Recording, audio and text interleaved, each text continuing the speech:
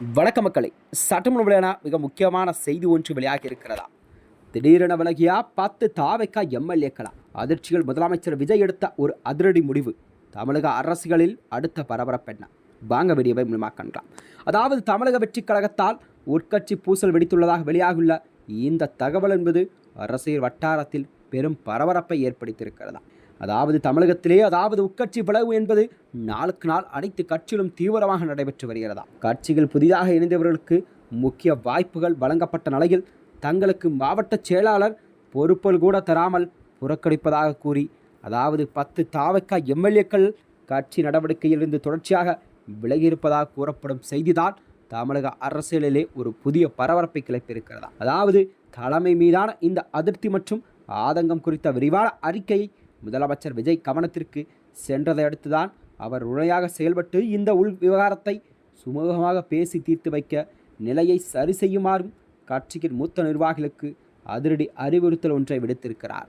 இந்த வகையில்தான் அதிமுக ஏற்ற பிளவு காரணத்தினால் தான் இன்று அதிமுக என்ற ஒரு மிகப்பெரிய கட்சியை கொஞ்சம் கொஞ்சமாக சரிந்து அனைத்து இந்திய அண்ணா திராவிட முன்னேற்ற கழகம் மீது தமிழகத்தில் 3வது இடத்திற்கு தள்ளப்பட்டிருக்கிறது.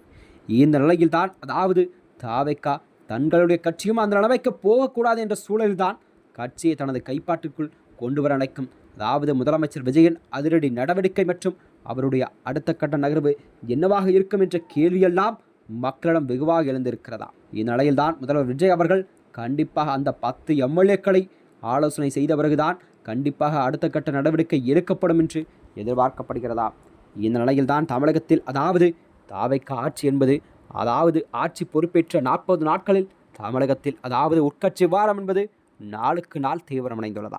அந்த வகையில்தான் தமிழக வெற்றி கழகம் என்பது ஆரம்பித்த 2.5 ஆண்டுகளிலே தமிழகத்திலே ஒரு மிகப்பெருமான கட்சியாக உருவெடுத்திருக்கிறதாம்.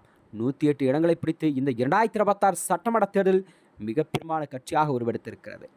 இப்படி இருக்கையில் கண்டிப்பாக தாவேக்கா அரசு என்பது தமிழகத்தில் ஒரு மிகப்பெரிய நல்லாட்சியை கொடுக்கும் என்ற எண்ணம்தான் மக்களிடம் ஒரு நல்ல எண்ணமாக பார்க்கப்பட்டு வருகிறதாம். இந்த நிலையில்தான் தாவேக்கா தலைவரான விஜய் அவர்கள், முதலமைச்சராகிய விஜய் அவர்கள் கண்டிப்பாக அவருடைய முடிவுகள், அவர் எடுக்கப் போகும் அந்த ஒரு முடிவுகள் எல்லாம் என்னவாக இருக்கும் என்ற கேள்வியெல்லாம் மக்களிடம் அடுக்கடுக்கான கேள்விகளை எழுப்பியிருக்கிறதா? இந்த வகையில்தான் மேலும் அதனைத் தொடர்ந்துதான் வருகின்ற இந்த 2026 சட்டமன்ற தேர்தல் முடிவுக்கு பிறகுதான் தமிழக அரசியல் களத்திலே புதிய மாற்றமெல்லாம் நிகழ்ந்து கொண்டிருக்கிறது மக்களிடம் அதிரடியாக பார்க்கப்பட்டு வருகிறதா?